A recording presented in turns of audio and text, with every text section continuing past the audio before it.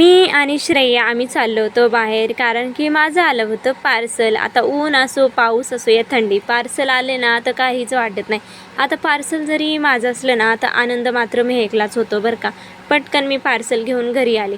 पार्सलमध्ये मी ना ही साडी मागवली होती, जी की मिशोवरून एवढी मस्त होती ना, पैशाच्या हिशोबाने एकदम छान आहे. मला तर खूप भीती वाटत होती, माहीत नाही कशी आहे, पण खरंच खूप छान आहे. कलर आणि डिझाईन एकदम मस्त आहे. हा पार्टीवेअर साडी जर तुम्हाला आवडली असेल तर कमेंटमध्ये नक्की सांगा.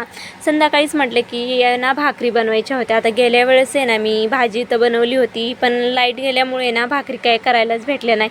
तर आज मस्त अशा काही भाकरी पण बनवून घेत होते मी. आता आहे ना कधी कधी आहे ना चुलीवर पण स्वयंपाक करायला आवडतो बरं का. गॅसवर रोज रोज करतो तर एखाद्या वेळेस चुलीवर पण करायला पाहिजे. आता गावाकडे ना रोज चुलीवर स्वयंपाक करत होतो तर तवा कंटाळा यायचा, आणि आता इकडं आल्यापासून आहे ना चुलीवर स्वयंपाक करूशी वाटतोय.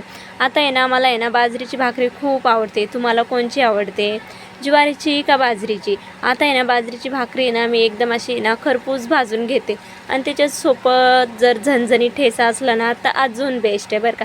आता भाजी काय बनवू हे सुचत नव्हतं, मग म्हटलं की चला आज आहे ना मस्त कढी बनवूया.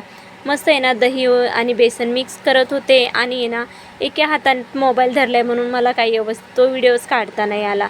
मस्त आहे ना छान अशी कढीला फोडणी पण घातली मी. कढी अशी झणझणीतच छान लागते बरं का, आणि मला आहे ना तिखटच आवडतं. आता आहे ना संध्याकाळी हे आले आणि मला म्हटले की आपल्याला हळदीला जायचं आहे. आता घरचा स्वयंपाक तसंच राहिला, आणि हळदीच्या तिथूनच आम्ही जेवण करून आलो. बाय, आजच्यासाठी एवढंच.